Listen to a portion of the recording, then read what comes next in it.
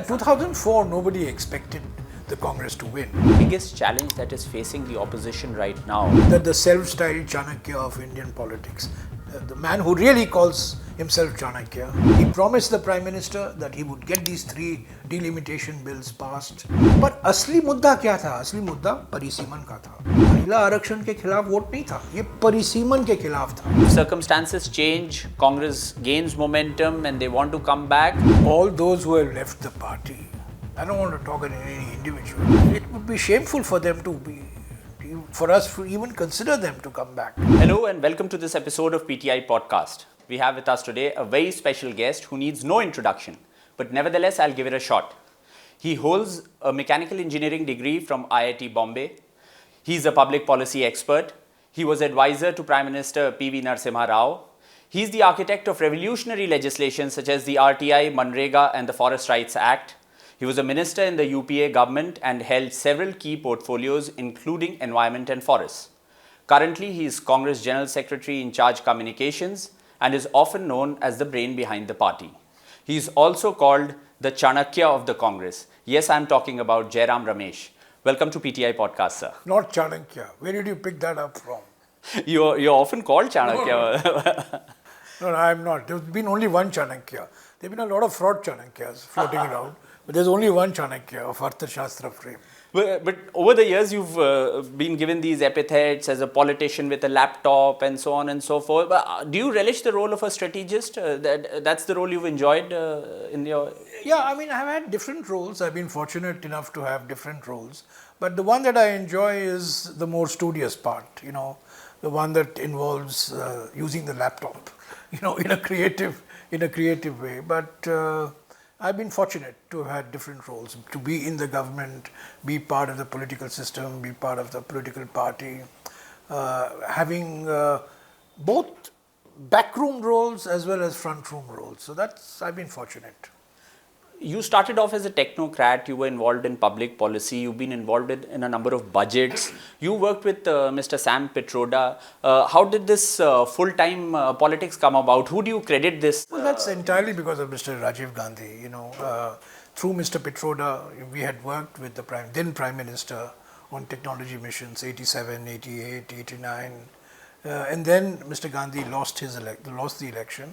And in 90 sometime, Mr. Pitroda and I had spoken to him, and Mr. Gandhi said, come and work with us full time, for the party, because elections are around the corner.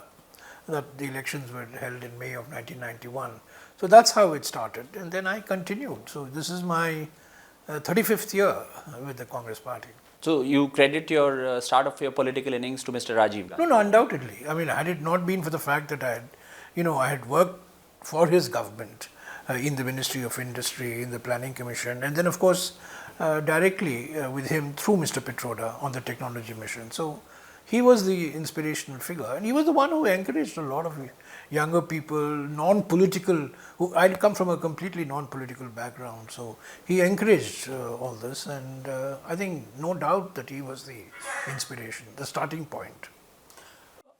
Tell us something about your association with Mrs. Sonia Gandhi. You worked with her closely also when she was the leader of opposition, when Prime Minister Vajpayee was there. So how was it working with her? And also tell us something about your campaign, that famous campaign slogan that Congress ka haath aam aadmi ke saath. Well, 2004, nobody expected the Congress to win. India was shining, Mr. Vajpayee was a formidable figure, political figure, charismatic political figure. And nobody expected the Congress to win. But we pulled off a miracle. We emerged as the single largest party, 145 seats. And then the UPA was formed, and then for the next 10 years, Dr. Manmohan Singh was Prime Minister. But it was Srimati Sonia Gandhi ji who became Congress President first in April of 1998, who really held the party together, gave the party direction. There was a time when there were 15 Congress Chief Ministers, and these Congress Chief Ministers conclaves were held. The first one was held in Guwahati, then there was one in Srinagar, then there was, of course, one in Delhi. There were different conclaves were held. And it was in these conclaves that ideas of the Mahatma Gandhi National Rural Employment Guarantee Act, ideas of the RTI, the idea of the Forest Rights Act, all emerged from her interactions with these chief ministers, particularly the interaction in April of 2002 in Guwahati. So she, she rescued the party in many ways, and from 98 to 2004, we were the principal opposition party. From 1999 to 2004, she herself was the leader of the opposition, and it was she, more than anybody else, who brought the opposition parties together, which then became the UPA on the evening of 16th of May 2004. She's the president that is the best if you have to choose among one, because she turned it around for the party, because the party was in dire straits at that time. Yeah, absolutely. And the UPA was formed on, UPA was not a pre-election formation. The UPA was formed on the evening of 16th of May 2004 in her residence, when all leaders were present. CPM, DMK, leaders of the Samajwadi Party, all parties were present. RJD, and the UPA was formed, and she then became chairperson of the National Advisory Council, which was very useful, very valuable governance innovation, because she brought about a partnership between the government and civil society organizations, which strengthened the implementation of the National Common Minimum Program, and then that gave rise to the legislation, the historic rights-based legislation, RTI, Mahatma Gandhi Narega, Forest Rights Act, the right to education, the National Food Security Act, another very historic rights-based legislation, and then the amendment, the new land acquisition law, which is also a rights-based legislation. It was a right to fair compensation. So she was, she's been the pivotal figure around which the Congress has functioned since 1998. So I'm glad you mentioned all these acts. Now, in the UPA years, there were a number of these legislations which are landmark. There's the RTI, as you've mentioned, the Forest Rights Act, and so on and so forth. But what, according to you, went wrong? Why was UPA, in 2014, such an unpopular government? Well, we had the RSS-backed India against corruption. We now know, now there is ample evidence to show that the entire IAC was masterminded, orchestrated, supported, encouraged, inspired by the RSS and the BJP. And a huge propaganda was created. And the achievement, after all, remember in 2009, people had written the Congress off. That said, the Congress is not going to come back to power. Dr. Manmohan Singh is not going to be the Prime Minister for the second time around. And in fact, we came with a higher majority in 2009. We got 209 seats in 2009, whereas we had 145 seats in 2004. And Mr. Advani's hopes of becoming Prime Minister were dashed. I think the BJP never forgave us, for that. I mean, they were really humiliated by the loss in 2009, which they didn't expect. And they created this mahol. And they were helped by people like the CAG, who subsequently has been proved to have conjured up completely bogus estimates, whether it came to the so-called coal scam, or the 2G episode where he suddenly conjured up a figure of 1,76,000 crores, and he had to apologize for that. So there was a constellation of factors that, in spite of the fact that India had the highest rate of GDP growth in the Dr. Manmohan Singh decade, in spite of the historic Indo-US nuclear agreement, in spite of all these rights-based legislations, which have been embraced to some extent by Mr. Modi's government in the last 12 years, we were not able to win the election in 2014. So, I would ascribe that to this political maneuvering which was resorted to create this impression that there was not enough economic progress, that there was corruption, and in this they were helped by the CAG, and they were held by large sections of the media and civil society, which are now regretting their role in 2014.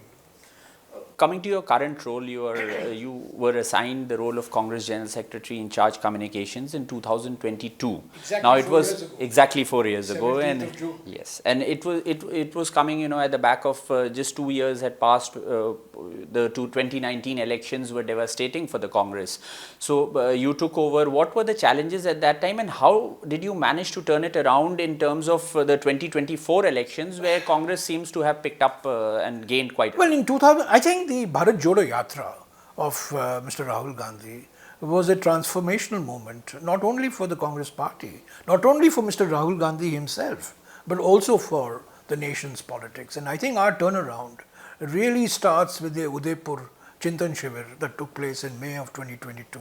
And then on the 7th of September 2022, from Kanyakumari, Mr. Rahul Gandhi launches his 140-day long, 4,000 kilometer long Bharat Jodo Yatra that culminated on the 30th of January in Srinagar 2023. So I think that's the first transformational moment. The Bharat Jodo Nyaya Yatra, which in many ways consolidated on the Bharat Jodo Yatra, and we came out with our Panch Nyay Karyakram for the 2024 election. That again was pivoted around Mr. Rahul Gandhi. And then the entire narrative that got built up, that the constitution is under threat, that the 400 Paar, is bar 400 Paar, is really a slogan for changing the constitution, is a slogan for ending the fundamental principles that are embodied in our constitution. 400 Paar इसलिए मांग रहे हैं क्योंकि आरक्षण को खत्म करना चाहते हैं. That was actually the one line narrative that was presented by Mr. Gandhi, by Mr. Kharge, both in the Bharat Jodo Nyaya Yatra and in the election campaign. So I would ascribe the turnaround that we had in 2024. We reduced Mr. Modi to a minority prime minister. He beats his chest and says, I'm a third term prime minister and I've defeated Mr. Nehru's record. Mr. Nehru became prime minister in 52, 57. He became prime minister first in 47.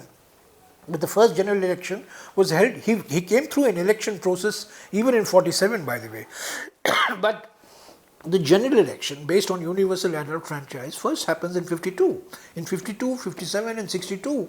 In all three elections, he gets a resounding majority. But Mr. Modi is a minority prime minister. He gets 240 seats in 2024. He doesn't have the courage to call the BJP parliamentary party. He goes to the NDA.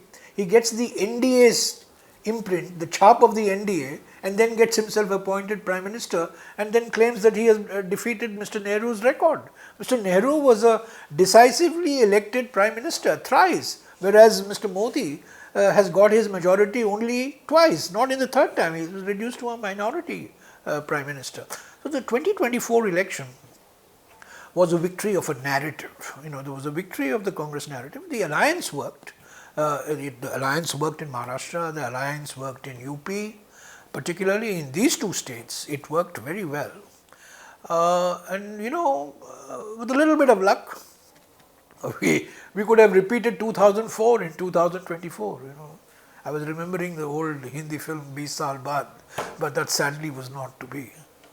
Coming to the present challenges, now the biggest challenge that is facing the opposition right now is the spate of defections that have taken place. We've seen what has happened with the TMC, and yesterday we saw how Shiv Sena UBT has been split up again.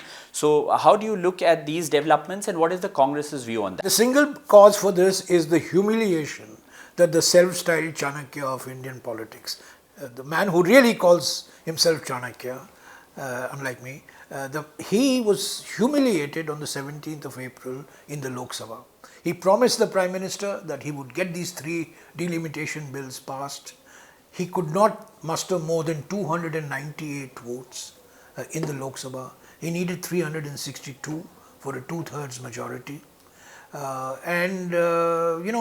He thought he could brazen it out. He thought he could bamboozle, bulldoze his way through.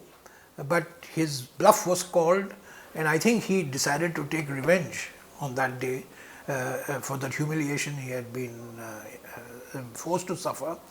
And now he is busy. The Tod Phod ki Rajniti, he's trying to break. He broke the TMC, he's breaking the Shiv Sena, all in his search for a 2/3 majority in the Lok Sabha. That's what it is, And now you are seeing the truth of our 2024 campaign. The 400 par why? 400 पार इसीलिए पूछ रहे हैं, आपसे ये इसीलिए मांग रहे हैं कि हमें 400 सीट दीजिए ताकि संविधान का हम संशोधन कर सकते हैं. और संशोधन किस लिए करेंगे? आरक्षण को खत्म करने के लिए. That's what the whole logic of 400 par was. And now you are seeing why is he splitting all these parties? He's splitting the parties in his search for a 2/3 majority to amend the constitution. You think that they are looking for a 2/3 majority to amend the constitution to target reservations? Of course, I think the immediate target is for the delimitation bill, but the real target is to ending reservations. You look that in 2024, it was very clear what was happening. I mean, the ultimate objective is to end reservations as the constitution has provided. And in spite of what the Prime Minister says, the Chief Minister of UP is on record as having said, आरक्षण को खत्म होना चाहिए, आरक्षण के साथ हम रह नहीं सकते, ये आरक्षण हमारे देश के हित में नहीं है. UP Chief Minister has said this. RSS leaders have weighed in against the reservations. So delimitation is the first milestone they want to pass. But ultimately, there are 3 years more left for this government. They want to amend the constitution in diverse ways. And one fundamental way they have always been uncomfortable with this constitution. Remember, on the 26th of November 1949, when this constitution was adopted by the Constituent Assembly, the organizer attacked it. The effigies of Pandit Nehru, Dr. Ambedkar, Gandhi were all burnt. Of course, Gandhi by then had, he had passed away.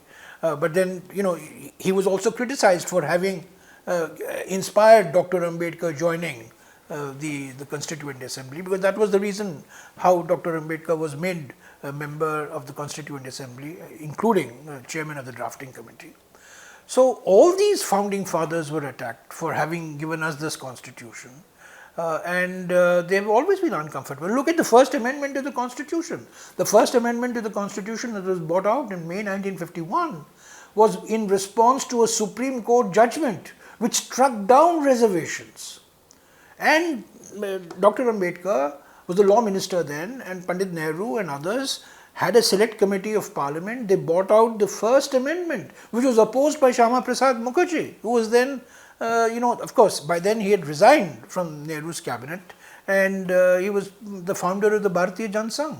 So there's a long history of the RSS and the BJP, the Jan Sangh before and now the BJP, being against the very idea of reservations. Bhajpa का ये कहना है कि संविधान संशोधन उन्हें इसलिए ज़रूरी है क्योंकि महिला आरक्षण देना है और ये महिला आरक्षण के लिए जल्द से जल्द पारित होना चाहिए. इस पर आप क्या कहेंगे? ये महिला आरक्षण की बात नहीं है, परिसीमन की बात है. ये परिसीमन के लिए ये 3 विधेयक लाए गए थे. हालांकि बताया जा रहा था कि महिला आरक्षण के लिए, महिला नारी शक्ति वंदन अधिनियम कब पारित हुआ? 3 साल पहले पारित हुआ. 23 सितंबर 2023 को पारित हुआ नए पार्लियामेंट बिल्डिंग में. 3 साल तक आपने उसको नोटिफाई नहीं किया और अचानक 16 अप्रैल रात को आप उसको नोटिफाई करते हैं. क्यों? मंशा क्या थी आपकी? तो ये बार बार जो कहते हैं कि नारी शक्ति वंदन अधिनियम को हम लागू करना चाहते हैं, 3 साल तक आप सोए थे, आपने कुछ नहीं किया. अचानक आपको याद आ गया कि महिला आरक्षण के आधार पर ही हम चुनाव लड़ेंगे. पर असली मुद्दा क्या था? असली मुद्दा परिसीमन का था और परिसीमन के खिलाफ ये वोट था. महिला आरक्षण के खिलाफ वोट नहीं था, ये परिसीमन के खिलाफ था.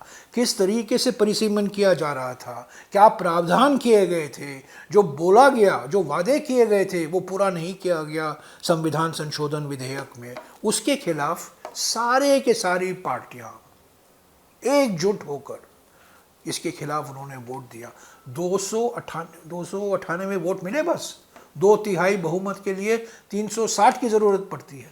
70 सीटें और इनको चाहिए थी, 70 नहीं 65 सीटें और चाहिए थी, इनको मिला नहीं। और गृहमंत्री, बेइज्जती हुई गृहमंत्री की, प्रधानमंत्री नाराज़ हुए, उनके चेहरे पर उनकी नाराज़गी आपने देखा होगा। और कांग्रेस की खूब उन्होंने टोका टोकी की, आलोचना की कि कांग्रेस की वजह से महिला आरक्षण नहीं दे पा रहे हैं। महिला आरक्षण कांग्रेस ने क्या कहा था, 543 जो सीटें हैं उस पर आप आरक्षण दीजिए, 1/3 आरक्षण दीजिए। आपने अभी तो अधिनियम है, कानून है, ये विधेयक नहीं है, ये कानून है। आज भी हम कहते हैं अगले लोकसभा चुनाव में आप मौजूदा लोकसभा जो है 543 सीट्स है, उसका 1/3 180 बनता है, 181 बनता है, 181 सीटों का आरक्षण दीजिए महिलाओं को। पर इनका मकसद वो नहीं है, इनका मकसद परिसीमन है। और दूसरा मकसद है कि 2/3 बहुमत मिलने के बाद महिला आरक्षण नहीं, आरक्षण को ही खत्म कर देंगे। ये हमेशा आरक्षण के खिलाफ रहे हैं। इनके नेता 1900 कब से इन्होंने कहा, 1950 से, जब से संविधान लागू हुआ 26 जनवरी से, तब से ये बोल के आलोचना कर रहे हैं कि हम इसके खिलाफ हैं। 1949 में भी जब संविधान अडॉप्ट किया गया, पारित किया गया संविधान सभा में, तब से ये इनकी आलोचना रही है कि हम आरक्षण के खिलाफ हैं, आरक्षण नहीं चाहते हैं। तो ये इनका असली मकसद 2/3 बहुमत के लिए आरक्षण है, महिला आरक्षण नहीं। ऐसा कयास लगाया जा रहा है कि आने वाले मॉनसून सत्र में ये बिल्स लाए जा सकते हैं। तो आपको क्या लगता है कि जो 50% सीटें बढ़ाने की बात गवर्नमेंट ने कही है, वो अगर बिल में डालते हैं तो क्या आपको मंजूर होगा? नहीं, देखिए परिसीमन किस तरीके से आप कर रहे हैं। आपने असम में परिसीमन किया, जम्मू और कश्मीर में परिसीमन किया, कैसे परिसीमन करेंगे? ज्ञानेश कुमार परिसीमन करेंगे? आपने देख लिया है, ये जुगलबंदी जो है सरकार की और इलेक्शन कमीशन की, एक संवैधानिक संस्था है इलेक्शन कमीशन।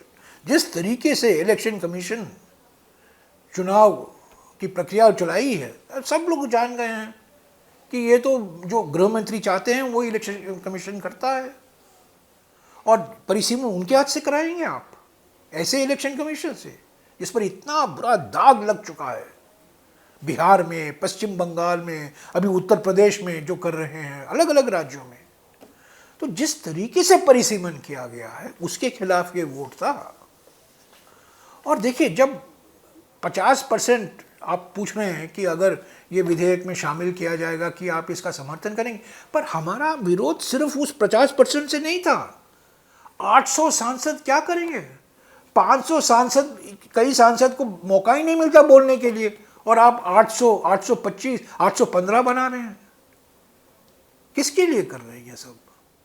और जो राज्यसभा का क्या होगा, इस पर भी सवाल है, उस पर चुप है, सरकार ने कुछ नहीं कहा है। और आप जनगणना करा रहे हैं, जाति जनगणना कराने के लिए आपने घोषणा की है, आप इस सारे जनगणना को रद्द करा रहे हैं। इस जाति जनगणना के जो नतीजे आएंगे उसका आप नज़रअंदाज करेंगे।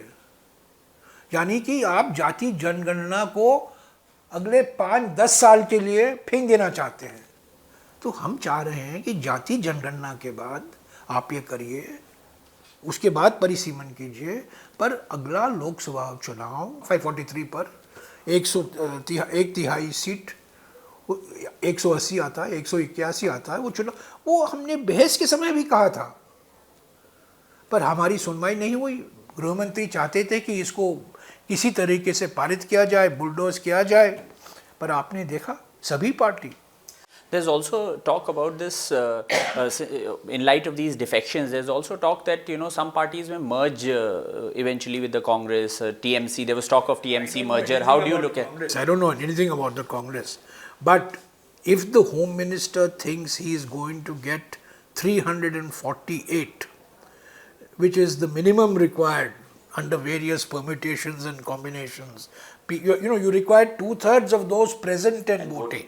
Okay. So even if you assume certain parties may not be present, let's worst case scenario, You still require 348.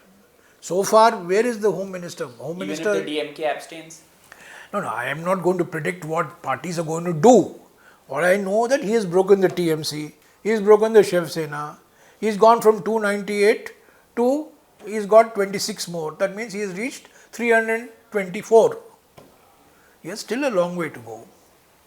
I don't think he is going to get a two. इनको 2/3 बहुमत मिलने वाली नहीं है इस लोकसभा में, और उसके बाद में भी इनको 2/3 बहुमत मिलने वाली नहीं है, क्योंकि जनता जान गई है, लोग जान गए हैं, दलित जान चुके हैं, आदिवासी जान चुके हैं, पिछड़े वर्ग जान चुके हैं, सभी लोग जान चुके हैं कि इनका मकसद 2/3 बहुमत के लिए एक ही मकसद है कि संविधान बदलो। इनके खुद सलाहकार कह रहे थे कि नए संविधान की जरूरत है। Now, the Congress has also seen its share of, defections in the last 12 years. We've seen Jyotiraditya Scindia, Jitin Prasad, Milind Deora. The list is very long. Now, if circumstances change, Congress gains momentum and they want to come back, should they or would they be taken back in the party? What's your opinion? All those who have left the party, I don't want to talk on any individual, but all those who have left the party after enjoying the perks of power and of office, after having been the biggest beneficiaries of the party, it would be shameful for them for us to even consider them to come back. So, but Indian politics being Indian politics, one thing is for sure, the last 12 years has demonstrated who is resilient. The people who are in the Congress party today are ideologically committed, are ideologically wedded to the Congress party. We are not the party in power. But it's unfortunate that those, particularly the younger people who have enjoyed office, who have enjoyed the perks of power, who have got important positions in the party organization, have decided to leave the party and go to a party which is ideologically diametrically opposed to that of the Congress. I can't. So they shouldn't be taken back. Well, I'm not the one who will decide. My opinion is they shouldn't be taken back. That's my private opinion. So we've also seen that in the Congress, there is a lot of difference of opinion, in the sense that there are a lot of leaders who are not towing the party line, and the current example is that of Mr. Shashi Tharoor, who, when speaking of Mr. Trump and Mr. Modi's meeting, struck a different note, and we've seen his comments after meeting the LG also. So how do you see this? Is this indiscipline? No, we have very knowledgeable, very experienced leaders in our party, who have much to say on national and international issues, but we are a democratic party. We allow different points of view to be aired. We have free and full discussion, frank discussion in party forums. Occasionally you will have people giving a different point of view, but I see that as a strength of the Congress party. We are a democratic party. We're not a top-down party.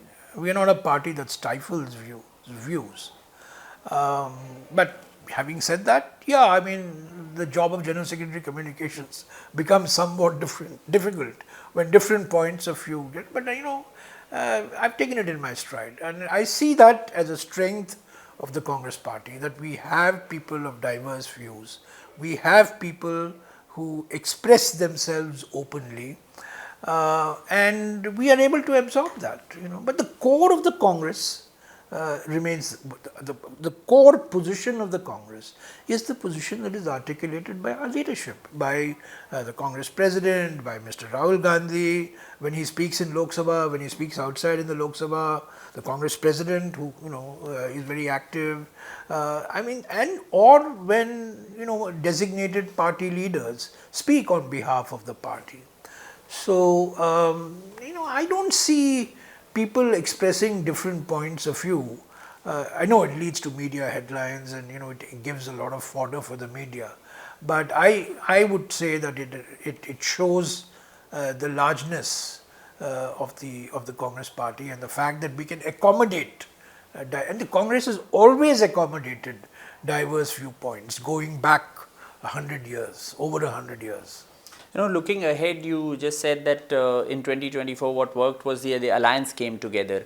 But a key criticism of those supporting the opposition was that they, you took it too late. You took those decisions too late. You should have started much earlier. Now, for 2029, what do you don't you think that the India bloc should be getting together now? You should have a formal structure, formal spokesperson. We had a meeting of the India bloc on the India group. But there are divisions showing DMK did not participate. I mean, it's the beginning. We had a meeting on the 8th.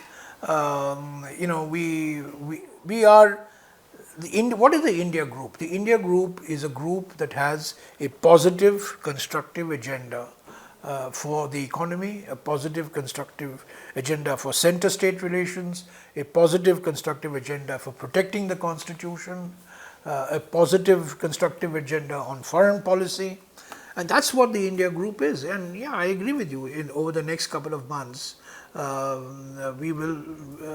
have to face these challenges. But we had a good meeting on the 8th. You think it should have a formal structure? No, I mean, look, some of the parties with whom we ally in Lok Sabha. I mean, for example, during the delimitation bill, the Aam Aadmi Party voted with us. The Aam Aadmi Party, we are fighting in Delhi, we are fighting in Gujarat, and more importantly, we are fighting in Punjab. So there are certain the CPM and the CPI was with us on the delimitation bill, but we fought them tooth and nail in Kerala, and we also fought them in West Bengal. So I think when it comes to the India group is for not for fighting, it is for fighting national elections. But it so happens that there are partners. For example, we are partners with Samajwadi Party, we are partners with the RJD, we are partners with the JMM. In fact, we are in government with the JMM in Jharkhand. So I think these are, rather than look at the past, I prefer to look at the future. We have challenges. We have certainly what has happened to the TMC is a setback. Certainly, what's happened to the Shiv Sena UBT is something that we had not anticipated, say, a couple of months ago. But it shows the desperation of the Home Minister that he is resorting to these tactics and the strategy for breaking opposition parties. Let me ask you directly, do you think that Rahul Gandhi is opposition's best bet, and does he possess all the qualities of making a good PM? The last I know and the last I read, elections in India we run a parliamentary system. We are based on political parties. Political parties have ideologies, manifestos, candidates, symbols, and of course political parties have leaders. But we are not a presidential form of government where we are selecting an individual. We are selecting a party. So we have to get the party together. We have got to get the party organization. Parties fight, parties unite, and parties will select their leaders. So I think it's the party system.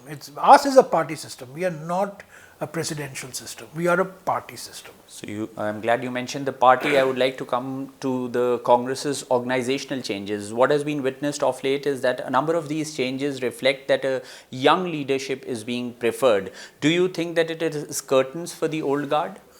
That means curtains for me too. But look, at some stage generational renewal has to take place. Generational change has to happen. It's happened multiple times. It happens in all political parties. But the Congress has been a blend of youth and experience. It's been a blend of those, fired with enthusiasm with those who have been tempered by experience and being in office. But the biggest change is this is the first time in its, in the past that the Congress has been out of power for 12 years, not only at the center but also in a number of states like Odisha, UP, Bihar. Although Bihar we've been part of a coalition government in the past. Now we have come back to power in Kerala after 10 years, and that's the strength of the organization in Kerala. So ultimately it's the organizational renewal that matters. Leaders are very important. Leaders set the ideological direction, and there's no doubt in my mind that Mr. Rahul Gandhi has brought huge ideological clarity into the Congress cadres. He's enthused a large number of young people, and not so young people too. I mean, he's enthused a large number of people to think through and have, see, in politics, people always used to say that there is value to strategic ambiguity. But I think Mr. Gandhi's philosophy is there is value to strategic clarity. So I think that's the difference. And he's very clear, and he's brought a very clear, crisp messaging. And the message that he gave on the 8th of June, that look, we are here not just to fight electoral battles, but we are here to fight the battle of resistance, to this ideology. I think that was a very powerful and telling message that he conveyed. What do you think of these movements such as the Cockroach Janata Party movement? Do you view it as with skepticism, or it's an organic movement? It's an organic movement. Some people say it's sponsored by deep state. Some people say it's reflection of the frustration of youth. Yeah, what do you think? I mean, these are all. There's no way to prove. But the fact is that it caught the media space. It caught the social media space, and it's getting a lot of headlines. But it's not a political party, no. It's political parties ultimately what count. It's the party structure that what counts. So while it was an important vehicle for sending a message of frustration on the part of the youth, ultimately I think the established political parties have to take this forward. I think movements have their place, but democracies cannot be dependent only on movements. Democracies are ultimately anchored in political parties. So the Congress also strongly took up the issue of NEET UG re-examination, and also the CBSE. Continuing with it. You've been continuously demanding the education minister's resignation. Obviously the government has not complied. But so how do you take this forward? What is India bloc coordinating on this and raising this demand? How do you raise the pitch? We have a campaign that's going to go on. Mr. Gandhi addressed the students in Quota. He's going to address them in Patna. He's going to Prayagraj. Then that's going to culminate in a final rally in Delhi sometime in mid-July. We'll have to continue with this, no doubt about it. And by the way, he's not just raising the issue of NEET and CBSE. He's raising the fundamental issue of education. He's raising the issue of examination. He's raising the issue of public investment in education. I mean, a very important fact that he brought out in his Quota presentation, which has not got the national attention it deserves, but we should have a debate on this, both in parliament and in the media and outside, is that families are spending more on coaching centers than the central government is spending on education. What I meant was that in the upcoming monsoon session, will it be a non-negotiable demand to discuss this CBSE issue, the NEET issue during parliament? But while we have to discuss the examination issue, very important. But I think a situation where families are spending more on coaching centers than the central government is spending on education, that itself is a fundamental mismatch, a fundamental asymmetry in our education system that is giving so much value to coaching centers. Why are coaching centers so popular in this country? Why? Why is medical education so expensive in this country? Why is everything getting privatized? Those are the questions that he raised in Quota, and I think those are the questions that we have to raise in parliament and outside. Today a newspaper has come out with an investigation saying that Madhya Pradesh CM, his family had bought land where infrastructure projects were done by the government. So what is the Well, my colleagues have had a press conference in Bhopal to take this forward. We'll be taking this forward nationally. But look, on the 6th of April, the Supreme Court, 6th of April 2026, the Supreme Court orders a CBI inquiry on PWD contracts awarded in Arunachal Pradesh between January 2015 and January 2025. It directs the CBI to conduct an inquiry into the Chief Minister's benefits, how the Chief Minister's family was benefited by the award of the contracts by the PWD Minister. Who is the PWD Minister? The Chief Minister. 3 months have gone by, or 2.5 months have gone by. shameless BJP has not got the resignation of the Arunachal Chief Minister. So whether it is Arunachal Pradesh, whether it is Mantri Pradhan, not Pradhan Mantri, Mantri Pradhan, which is the Education Minister, whether it is Mr. Mohan Yadav, who is the Chief Minister of Madhya Pradesh, they all stand indicted, blatant, brazen, but the BJP does nothing about it. So we will continue with our public campaign, we will continue, but this exposes the BJP, no? And I don't think I'm revealing any secret when I say that a large part of the information that has come out relating to the deals of the Madhya Pradesh Chief Minister were let out from sources from within the BJP in Madhya Pradesh. Yeah, just last couple of questions. You are very passionate about environmental issues, and you've been consistently raising the issue along with Mr. Gandhi about the Great Nicobar project. You've written several letters to the union, various union ministers. So, do you think that you will be able to hold the government from going ahead with this project? How do you plan to scale up your protest? Well, within whatever is possible within our democratic setup, we are doing. Mr. Gandhi has gone to Nicobar. I have been doing this. Mrs. Gandhi has written, Sonia Gandhi ji has written an op-ed, couple of op-eds. I have written since 2024. I have written to the Environment Minister, the Defence Minister, the Tribal Affairs Minister. Recently I have written to the Ports and Shipping Minister. I won't let any minister, buy anyone who is involved with this project. So we are raising these issues. Mr. Gandhi himself has been to Nicobar. And we have raised this issue. People are concerned, the locals are concerned, everybody is concerned, anybody who should be concerned. We will continue to raise this issue. We have raised it in Parliament multiple number of times. I have raised it, other MPs have raised it, other political parties also have raised it. We will continue to raise it, but the government is singularly unmoved by it because it's hell-bent on doing this project, and everybody knows why this project is being pushed. It's the cricketing season, the Women's World Cup is going on. So, in looking ahead at 2029, how does the pitch look, and how will the opposition overcome the umpiring issues that it has been raising? Well, we are fighting the umpire. Normally in a cricket match, two teams play with each other. Here we are playing versus the other team and the umpire. The umpire is part of the opposing team. What can you do? Both the main umpire and the square leg umpire, both the umpires are part of the opposing team. Yes, it's a difficult situation.